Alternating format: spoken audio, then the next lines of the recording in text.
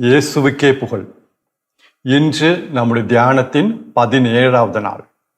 17வது நாளாகி இன்றைய தியான சிந்தனைகள் அனைத்தையும் கடவுளுடைய பொறுப்பாதத்தில் வைத்து ஒரு ஜெப உணர்வோடு நாம் தொடங்குவோம்.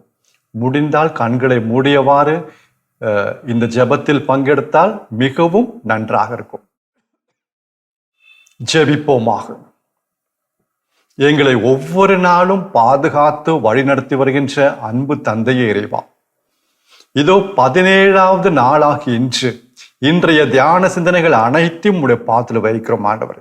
இன்றைய இந்த தியான சிந்தனைகளில் பங்கெடுக்கும் ஒவ்வொரு சகோதர சகோதரிகளையும் உடைய பாதத்தில் வைக்கிறோம். அவர்களையும் அவருடைய குடும்பங்களையும் அவர்கள் செய்யும் தொழிலையும் நிறைவாக ஆசீர்வதித்தருளும். அவர்களால் உடல் நலத்தையும் மனதிலும் ஆவிலும் ஒரு சுகத்தை தாரும் ஆண்டவரே.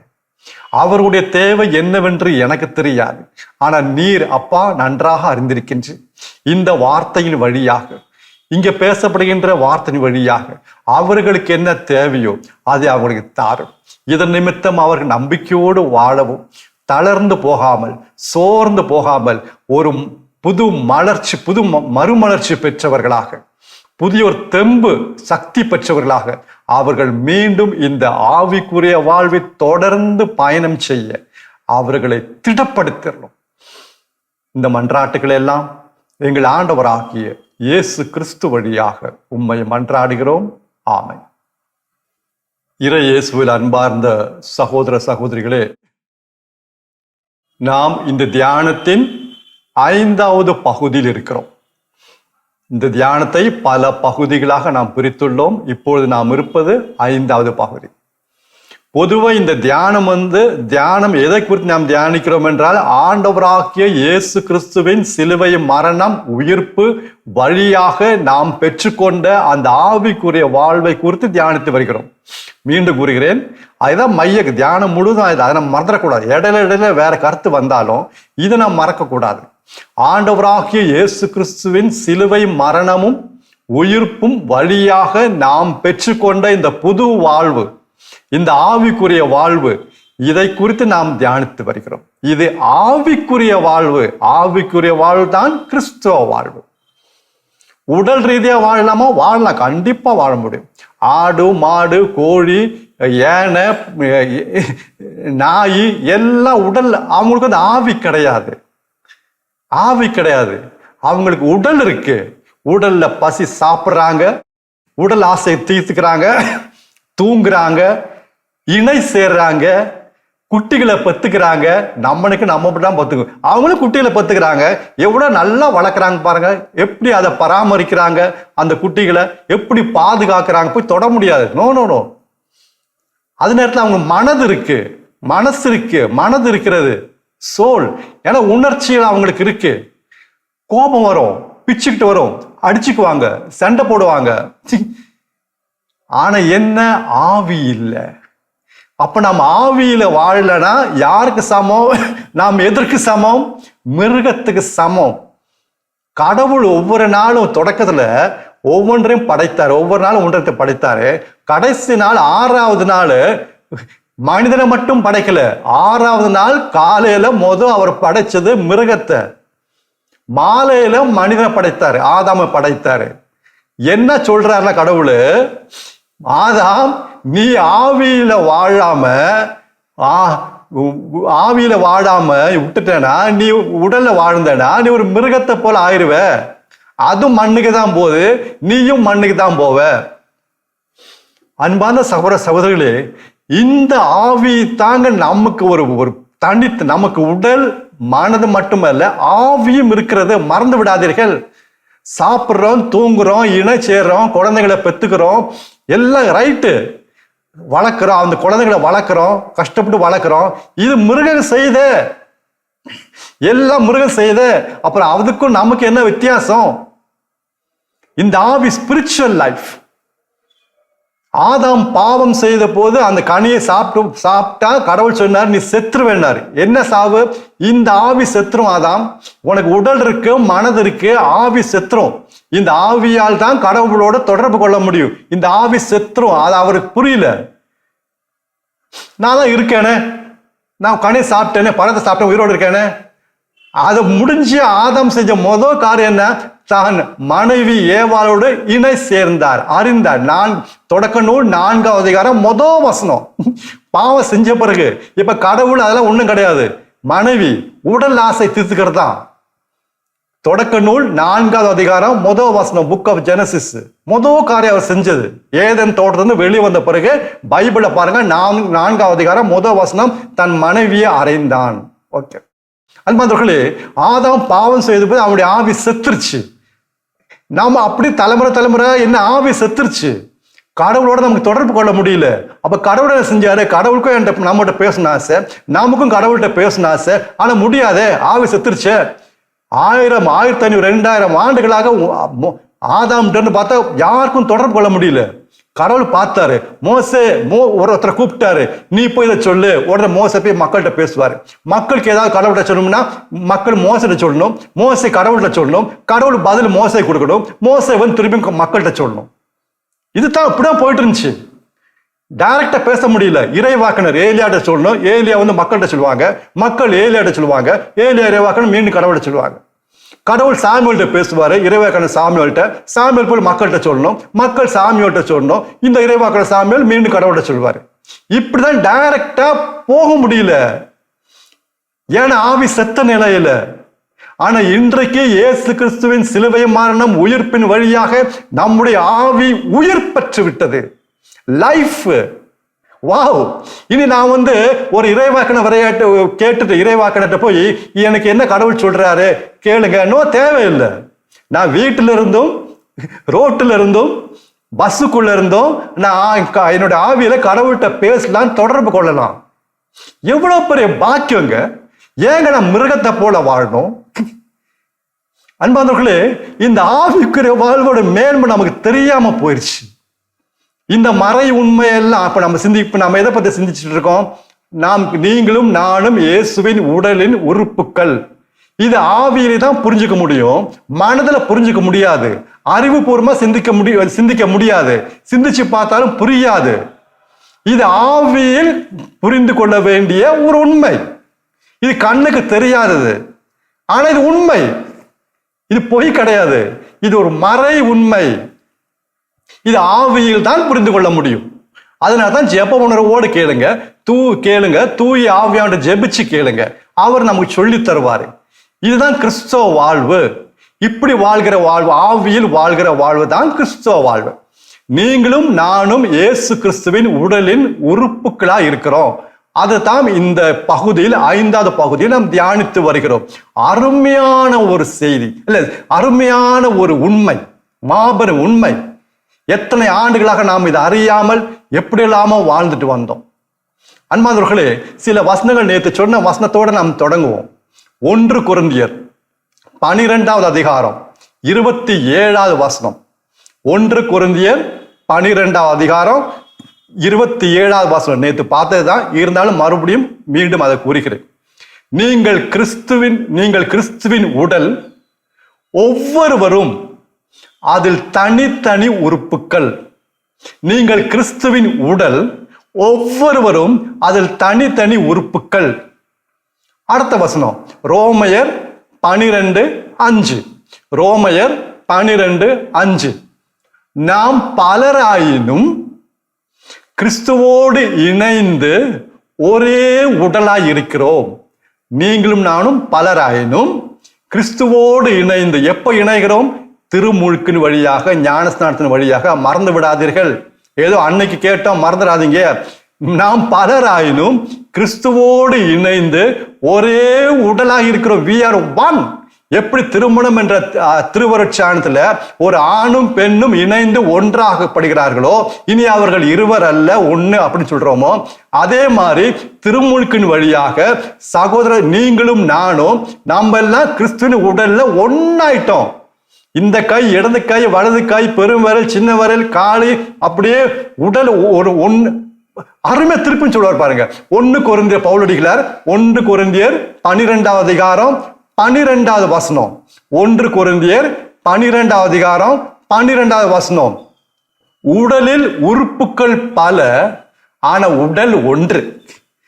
உடலில் உறுப்புகள் பல, உடல் ஒன்று, அவ்வாறே கிறிஸ்துவும் இருக்கிறார். உடலில் உறுப்புகள் பலராயினும் உடல் ஒன்றாக இருக்கிறது, உடல் ஒன்று, அவ்வாறே அதே போல கிறிஸ்துவும் இருக்கிறார். அப்ப இந்த உடலை படிப்போம். ஏன்னா இந்த கிறிஸ்துவின் உடல் திருச்சபையை அந்த நம்முடைய உடல் உறுப்புகளுக்கு ஒப்பிடப்படுகிறது. இந்த உடலை பாருங்க, எவ்வளவு அருமையா இருக்கு. இடது கை, வலது கை, பெருவரல், சின்ன வரல், ஆள்காட்டி வரல், நடுவரல், காலு, முட்டி, இதயம், கிட்னி, காலு பெருவரல், சின்ன வரல், எல்லாம் எல்லாம் பாருங்க ஒன்றோடு ஒன்று அப்படி இணைந்திருக்கிறது. ஒண்ணு யாரும் சண்டை போட்டுக்கிறது கிடையாது. நோ, எங்க சண்டை போடுறது? என்னைக்காவது உங்க இடது கையும் வலது கையும் சண்டை போட்டிருக்காங்க? நீங்க சொல்லுங்க. அப்புறம் இப்படி நம்ம சண்டை போடணும்? எப்படி? ஒரு ஓட்ட பந்தயத்துல ஓடுறேன்னு வச்சுக்கோங்க. ஒருத்தர் ஓட்ட பந்தயத்துல ஓடுறாரு. 50 கிலோ வெயிட் அவருக்கு. 50 கிலோ வெயிட். இந்த காலு அந்த 50 கிலோ தாங்கி அந்த கால் அப்படியே ஓடுது. அந்த வெயிட்டை தூக்கிட்டு இந்த கால் ஓடுது. ஃபர்ஸ்ட் வரான் அந்த பையன், ஃபர்ஸ்ட் வரான் அந்த ஆளு. பிரைஸ் வாங்குறது யாருங்க? காலா கையா? சொல்லுங்க பாப்போம். பிரைஸ் வாங்குறது காலா கையா? கை. காலு கோச்சுக்குதா? நான் இந்த 50 கிலோ இந்த பாரத்தை தூக்கி நான் கஷ்டப்பட்டு ஓடினேன், வந்த, இப்ப என்ன இந்த கை பிரைஸ் வாங்குது? இது என்ன நியாயம்? இது அநியாயம். இது நீதியில சண்டைப்பட நத்திங். நம்ம எப்படிங்க அடிச்சுக்க முடியும்? ஒருத்தர் நல்லா செய்யறாரு, அவர் செஞ்சுக்கலாம், பாராட்டு எனக்கு கிடைக்குது, அவர் கையில மகிழ்ச்சி. நான் நல்லா செய்யறேன், நான் செஞ்சதுக்கு பாராட்டு அவர் கிடைக்குது, அதுல எனக்கு பெரும் மகிழ்ச்சி. ஏன் எனக்கு நன்றி சொல்ல? நான் எவ்வளவு கஷ்டப்பட்டேன். நான் காசா பணமா கேட்கிறேன், ஒரு நன்றி கூட சொல்லக்கூடாது. வெக்கக்கேடு, வெக்கக்கேடு. ஏங்க இது கையும் காலும் எவ்வளவு அருமையான எடுத்துக்காட்டு தூய் ஆவியானவர் இந்த விவிலியத்துல இறைய வார்த்தையில கொடுத்துட்டாரு பாருங்க. நம்ம கிறிஸ்தவ வாழ்வு எப்படி இருக்கணும்? கை உணவு எடுக்குது, நல்லா இருக்கும். கை உணவு எடுக்குது, அந்த உணவு கையா சாப்பிடுது. அந்த அருமையா எடுத்து செல்லமா பாசமா அப்படி வாய்க்கு எடுத்து கொடுக்குது பாருங்க. சாப்பிடு, நீ சாப்பிடு. எவ்வளவு அருமையான ருசியான உணவு கை எடுத்து அப்படியே வாய் கொடுக்குது பாருங்க. சாப்பிடு, ஈட். அது போதும் எனக்கு. அதுவும் ரொம்ப அக்கறை. ஒரு உறுப்புகள் இன்னொரு உறுப்பு அக்கறை பாருங்க. ஒரு மீன் இருக்கு, ஒரு மீன் துண்டு, அந்த மீன் அப்படியே வாய் கொடுக்காது கையை. No no no no. அதுல முள்ளு இருந்துச்சுன்னா என்ன ஆகும்? வாய்க்கு வலிக்கும்ல. ஐயோ, அதனால இந்த பெருவிரல், ஆள்காட்டி விரல் எல்லாம் அந்த மீனோட முள்ளெல்லாம் அப்படியே மெதுவா ஒவ்வொன்றா எடுத்து அப்படியே நவுத்துது. நோனோ, வாய் கொடுக்கூடாது. வாயில குத்துருச்சுன்னா வாய்க்கு, நாக்கு எல்லாம் என்ன ஆகும்? பாதிக்கும்ல. அதனால இந்த விரல்லாம் ஒன்னா சேர்ந்து செயல்பட்டு அந்த முள்ளெல்லாம் தனியை எடுத்து அந்த மீனை அழகா அந்த முள்ளெல்லாம் எடுத்து வாய் கொடுக்குது. இப்ப சாப்பிடு, இப்ப நீ சாப்பிடு. என்ன ஒற்றுமை! இது தாங்க திருச்சபை என்னும் உடல். இது தாங்க கிறிஸ்துவுடைய உடல். அன்பானவர்களே, இப்படி வாழதான் கடவுள் உங்களையும் என்னையும் அழைத்திருக்கிறார். இந்த ஒற்றுமையோடு, வேறுபாடு இல்லாம நம்ம குடும்பத்துல ரத்த உறவுல இதெல்லாம் பாக்குறோம்ல. கணவன், மனைவி, பிள்ளைங்க எல்லாம் ரத்த உறவுல இப்படி இருக்கிறோம், ரைட்டு. ஆனா ஆவிக்குரிய உறவு இதை விட மேலானதை நம்ம கருதணுங்க. இதுதான் கிறிஸ்தவ வாழ்வு. இந்த ரத்த உறவுல வாழ்றது எல்லா மதத்திலையும் வாழ்றாங்க. ஆனா ஆவிக்குரிய வாழ்வு தான் கிறிஸ்தவ வாழ்வு. அதை விட இதுக்கு முக்கியத்துவம் கொடுக்கணும். அங்க செய்ய வேண்டிய கடமையெல்லாம் செய்யணும், அதை கண்டிப்பா செய்யணும். மனைவிக்கு செய்ய வேண்டிய கடமை, கணவன் செய்ய வேண்டிய கடமை, பிள்ளைங்களை பார்த்து எல்லாம் செய்யணும். ஆனா அதே போல இங்க முக்கியத்துவம் கொடுக்கணும் இந்த உறவுக்கு, சகோதர சகோதர இடையில உறவுக்கு. இங்க வேறுபாடு காட்டக்கூடாது, காட்ட முடியாது. கை சுடுதா, நான் இந்த ஜாதி, இடது கை நீ அந்த ஜாதி. நோ, இடது கை வலது கையை பார்த்து நீ அந்த ஜாதி நான் இந்த ஜாதி, நீ அந்த ஊரு நான். நோ, எப்படி அது இப்படி உள்ள வந்துச்சு? திருச்சபையில வந்துச்சு. இந்த கிறிஸ்துவின் உடலுக்குள்ள எப்படி வந்துச்சு? திருச்சபையாக கிறிஸ்துவ உடலுக்குள்ள எப்படி வந்துச்சு? ஏன்னா இந்த உடலுடைய உண்மை மறை உண்மை தெரியல. பவுலடிகளார் சொல்வாரு, கலாத்தியர் 3வது அதிகாரம் 27, 28. கலாத்தியர் 3வது அதிகாரம் 27, 28. கிறிஸ்துவோடு இணைந்திருக்கும்படி திருமுழுக்கு பெற்ற நீங்கள் கிறிஸ்துவை அணிந்திருக்கிறீர்கள். அப்பனா கிறிஸ்துவ உடலாம் மாறிட்டோம்.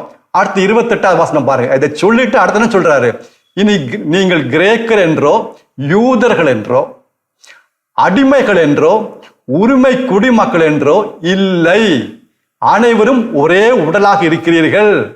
கிடையாது, அது போச்சு. நான் கிரேக்க, நீ யூத, நான் அடிமை, நான் உரிமை குடிமக. வித்தியாசம் கிடையாதுங்க. பார்க்க கூடாதுங்க, பார்க்க முடியாதுங்க. பார்க்க கூடாது வேற, பார்க்க முடியாது வேற. நான் இந்த குடும்பத்துல இருந்து வந்தவன், என் குடும்ப பாரம்பரியம் இப்படி, நீ வேற குடும்பத்துல வந்தவன். எப்படிங்க உள்ள வந்து இப்படி இருந்துச்சுன்னா நாம கிறிஸ்தவன் கிடையாது. கிறிஸ்தவர்களை போல நடிக்கிறோம். கிறிஸ்தவனை போல கிறிஸ்தவன் சொல்லக்கூடாது. நம்ம இப்ப நான் நேற்று சொன்ன உதாரணத்துல ஒரு யானையோட முக்கியமான ஒரு தனித்தன்மை தும்பிக்கை. சின்ன குழந்தைகள் கூட தெரியும். யானைக்கு முக்கியமானது யானைன்னா தும்பிக்கை தான் நம்ம ஞாபகத்துக்கு வரும். கால் இருக்கு, உடல் இருக்கு, வால் இருக்கு, காது இருக்கு, எல்லாம் இருக்கு. தும்பிக்கை தான் அவரோட சிறப்பு அம்சம். அதே ஆனா தும்பிக்கை இல்லாம ஒரு யானையோட படம் இருக்குன்னு வச்சுக்கோங்க, தும்பிக்கை இல்லாம அது யானைன்னு சொல்ல முடியாது, சொல்லவும் கூடாது. யானை மாதிரி ஒரு மிருகம், யானை மாதிரி ஒரு பெரிய உடல் இருக்கு, கால் இருக்கு, வால் இருக்கு. யானை கிடையாது, தலை இருக்கு. யானை மாதிரி ஒரு உடல், ஒரு மிருகம். No, it's not elephant. யானே கிடையாது, தும்பிக்கை இல்லையே. அதே மாதிரி நான் கிறிஸ்துவனுடைய உடல் இல்லை என்றால், நான் இந்த மாதிரி அந்த ஜாதி இந்த ஜாதி என் குடும்ப பாரம்பரியம் இப்படி எல்லாம் பார்த்துக்கிறவங்க கிறிஸ்தவர்கள் கிடையாது. கிறிஸ்தவர்களை போல ஒரு இனம், ஒரு டூப்ளிகேட்டு. ஆனா கோயில் போறோம், பூசையில பங்கெடுக்கிறோம், திருவிருந்தில் பங்கெடுக்கிறோம், ஜெபிக்கிறோம், பைபிள் வாசிக்கிறோம், நற்செய்தி கூட்டத்திற்கும் செல்கிறோம், நற்செய்தி கூட்டத்தையும் நடத்துகிறோம், எல்லாம் சேரும். But not Christians. வேற வேணும். ஆனா பார்க்கும்போது டூப்ளிகேட் ஒரே மாதிரி இருக்கு. நோ, கிறிஸ்துவின் உடல் என்றால் ஒன்றாக இருக்க வேண்டும். ஒருவர் மற்றவர் மீது அக்கறை கொண்டவர்களாக, வேறுபாடு இல்லாம, வித்தியாசம் இல்லாம, சண்டை போடாம, மற்றவங்களை பத்தி குறை சொல்லாம. இதுதாங்க இந்த கையை பத்தி என்னைக்காவது குறை சொல்லியிருக்காங்க? என்னால் சிந்திக்க கூட பார்க்க முடியல. பெரும் விரல் சின்ன விரல திட்டி இருக்கான். நோ, நீ ஒன்னாலதான்டா இந்த பிரச்சனை. காலில் முள்ளு குத்துச்சுன்னா உடனே கால் ஒன்னாலதான் இந்த பிரச்சனை. உடல்லாம் பாய்ச்சுச்சுல, நீ பார்த்து நடக்கலாம்ல? நோ, உடனே கை வேலை செய்யும். பாருங்க, அந்த முள்ளை எப்படி எடுக்கலாம், அந்த முள்ளை எப்படி அகற்றலாம். ஏன் நம்ம மற்றவங்களை பத்தி குறை சொல்றோம் திருச்சபையில? ஏன் மற்றவங்க மேல பழிய போடுறோம் நம்முடைய திருச்சபையில? இந்த காரணம் பாருங்க, இங்க காரணத்தை தெரிஞ்சுக்கணும். அப்பதான் மனமாற்றம் வரும். எப்போ மனிதன் இன்னொரு மனிதனை குற்றம் சாட்டினான், எப்பொழுது மனிதன் வேற மனிதன் பழிய போட்டான்? தொடக்க நூல். ஆதாம் பாவம் செய்யக்கூடாது, அந்த கனியை சாப்பிடக்கூடாதுன்னு கடவுள் சொன்னாரு. ஆதாம், நீ சாப்பிட்டனா நீ செத்துருவ, நீ சாவாய். ஆனா ஆதாம் அந்த கனியை சாப்பிட்டாரு. இப்போ கடவுளுக்கும் ஆதாமுக்குள்ள தொடர்பு கட் ஆயிடுச்சு. கடவுளுடைய பார்வையில ஆதாம் செத்துட்டாரு, ஆதாமுடைய ஆவி செத்துருச்சு. இனி ஆதாமுக்கும் கடவுளுக்கும் ஒரு கனெக்ஷன் கிடையாது, கனெக்ஷன் கட் ஆயிருச்சு. கட் ஆன பிறகுதான் இந்த வேலை ஆதாம் ஆரம்பிச்சாரு. என் மனைவி கொடுத்தா, இந்த பெண்ணு தான் இந்த படத்தை கொடுத்தா, அதனாலதான் நான் சாப்பிட்டேன், அது வரைக்கும் சொல்ல. அப்ப எப்பொழுதெல்லாம் அதுல இருந்து பாடத்தை கத்துக்குவோம். எப்பொழுதெல்லாம் நான் மற்றவர்களை குறை சொல்லுகிறேனோ, மற்றவர்களை குற்றம் சாட்டுகிறேனோ, அல்லது மற்றவர்களை மேல் பழியை போடுகிறேனோ, அவங்கனாலதான் இது, இவங்க தான் இப்படி செஞ்சாங்க, அவங்களுக்கு என்ன கண்ணு இல்லையா, ஏன் அவங்க அப்படி செஞ்சாங்க, அவங்க தாங்க அப்படி நம்ம குற்றம் சாட்டும் பொழுது, மற்றவங்களுடைய குறை சொல்லும் பொழுது, இல்லாது பொல்லாத மற்றவங்களுக்கு பேசும் பொழுது, நாம் எனக்கும் கடவுளுக்கும் உள்ள கனெக்ஷன் கட் ஆயிடுச்சுன்னு அடையாளம். நான் மனசுல வச்சுக்குவேன். யாராவது மற்றவங்களை பத்தி பேசினாங்கன்னா, இல்லாது பொல்லாதெல்லாம் பேசும்போது, மற்றவங்க மேல பழிய போடும்போது, நான் மனசுல சொல்லிக்குவேன், ஆண்டவரே என்ன இது, இவர் உமக்கும் இவருக்கும் உள்ள கனெக்ஷன் கட் ஆயிடுச்சு போல இருக்கு. தெளிவா இருக்கு, தெளிவா இருக்கு. அது மாதிரி நான் எப்பயாவது பேசிட்டேன்னு, ஆண்டவரே எப்போ நமக்குள்ள உறவு கட்டாச்சு, தொடர்பு போயிடுச்சு, ஆண்டவரே மண்டியும் அதை காட்டுங்க, திருப்பி சார்ஜ் பண்ணும், கனெக்ஷன் பண்ணும். எப்பயாவது ஒரு முறையாவது நாம் ஒரு சகோதரனையோ சகோதரியோ குற்றம் சாட்டுவதோ, பழி போடுவதோ, தவறாக பேசுவதோ, குறை சொல்லுவதோ இருந்துச்சுன்னா, ஒரே ஒரு காரணம், எனக்கும் கடவுளுக்கும் இடையே உறவு கட்டாயிடுச்சு. அன்பான சகோதர சகோதரிகளே, இனி எந்த ஜாதி என்றோ, எந்த குலத்தை சார்ந்தவர்கள் என்றோ, எந்த குடும்பத்தை சார்ந்த ஒன்றும் கிடையாது. நீங்களும் நானும் ஒன்று. இதுதான் திருச்சபை. இயேசு என்ன சொன்னாரு? யோவான் நற்செய்தி 13 அதிகாரம் 35வது வசனம். யோவான் நற்செய்தி 13 அதிகாரம் 35வது வசனம். நீங்கள் ஒருவர் மீது செலுத்தும் அன்பினால் நீங்கள் என்னுடைய சீடர்கள் என்று உலகம் அறிந்து கொள்ளும். எப்ப அறிந்து கொள்ளும்? ஒருவர் மீது ஒருவர் செலுத்தும் அன்பினால். அன்பினால். இன்றைக்கு ஏங்க இயேசு கடவுள் என்று இந்த உலகத்துல பல மக்கள் தெரியாம இருக்காங்க? யோவான் நற்செய்தி 17வது அதிகாரம் 23வது வசனம். நீங்களும் நானும் தான் காரணம். அதுக்காக தான் சொல்றேன். யோவான் நற்செய்தி 17வது அதிகாரம் 23வது வசனம். இயேசு தந்தையை பார்த்து சொல்கிறார், தந்தையே, நாம் ஒன்றாய் இருப்பது போல இவர்களும் ஒன்றாய் இருப்பார்களாக. இதனால் நீர் என்னை அனுப்பினீர் என்று இந்த உலகம் அறிந்து கொள்ளும். பிரசங்கம் பண்றதுனாலயோ, நற்செய்தி பண்றதுனாலயோ, ஏழைகளுக்கு உதவி செய்யறதுனாலயோ, கோயில பெருசா கட்டுறதுனாலயோ, ஸ்கூல் கட்டுறதுனாலயோ எல்லாம் செய்யுங்க, நல்லது செய்யுங்க, தேவையான செய்யுங்க. ஆனா உலகம் எப்ப இயேசு கடவுள் ஏற்றுக்கொள்ளும்? ஒரே காரணம், யோவான் 17:23. என்னது? தந்தையே, நாம் ஒன்றாய் இருப்பது போல இவர்களும் ஒன்றாய் இருப்பார்களாக. அப்பொழுது நீர் என்னை அனுப்பினீர், நான் உம்முடைய மகன் என்று உலகம் அறிந்து கொள்ளும்.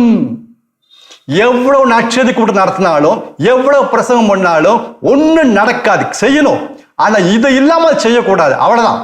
அந்த ஒற்றுமை, ஒன்றாக இருப்பது, அதுதான் கிறிஸ்துவின் உடலுடைய வல்லமை, அதுதான் கிறிஸ்துவ வாழ்வு. திருச்சபையாகிய கிறிஸ்துவின் உடல், இதுல தாங்க கிறிஸ்து செயல்படுகிறார், ஆவியானவர் செயல்படுகிறார். இதை விட்ட ஒண்ணும் கிடையாது. இது பழைய ஏற்பாட்டுல, பழைய உடன்படிக்கையில கிடையவே கிடையாது. அன்பான சகோதர சகோதரி, ஜெபிப்போம். அன்பு தந்தையர்வா ஜெபிப்போம். ஆவியானவரை பார்த்து ஜெபிப்போம். இயேசுவை பார்த்து ஜெபிப்போம். இயேசுவே, நானும் உம்முடைய உடல் ஒரு உறுப்பா இருக்கிறேன்னு எனக்கு நீ வெளிப்படுத்தும். அந்த மறை உண்மை வெளிப்படுத்தும், ஆழமாக பதிய செய்யும். நான் எது செஞ்சாலும் அது உங்களை பாதிக்குன்னு எனக்கு இப்பதான் தெரிஞ்சு. ஆவியானவரே, இந்த மறை உண்மையில் நான் இன்னும் நிலைத்து நிற்க, நான் எப்பவுமே இயேசுவை இன்னும் அதிகமாக அன்பு செய்து வாழவும், அதே போல என் சகோதர சகோதரர்கள் நெருக்கமாக அன்பு செய்து வாழவும், அவர்களுக்காக என் உயிரே கொடுக்கவும். ஏன்னா நாங்கள் ஒண்ணு. அவங்களுக்காக என் உயிரே கொடுக்கவும், எனக்கு உள்ளதெல்லாம் அவங்களுக்கு என்ன தேவை எல்லாம் வாரி வழங்கவும், அந்த ஒரு மனதை, அந்த ஒரு எண்ணத்தை, அந்த ஒரு உள்ளத்தை இன்றைக்கு ஆவியானவர் எனக்கு தாரும். நான் கிறிஸ்தவனாக வாழ வேண்டும், நான் கிறிஸ்தவனாக வாழ வேண்டும். ஒரு மிருகமாக நான் வாழக்கூடாது. எனக்கு கிறிஸ்தவனாக வாழணும், கிறிஸ்தவனாக வாழணும். உதவி செய்யுங்க ஆவியானவரே, என்னால முடியல அப்படின்னு ஜெபிச்சிங்கன்னா, இன்றைக்கு ஆவியானவர் அப்படியே நம்மை பற்றி கொள்வாராம். என்ன காரணம்? ஒரே காரணம், ஏன்னா இதுவே தகுந்த காலம்.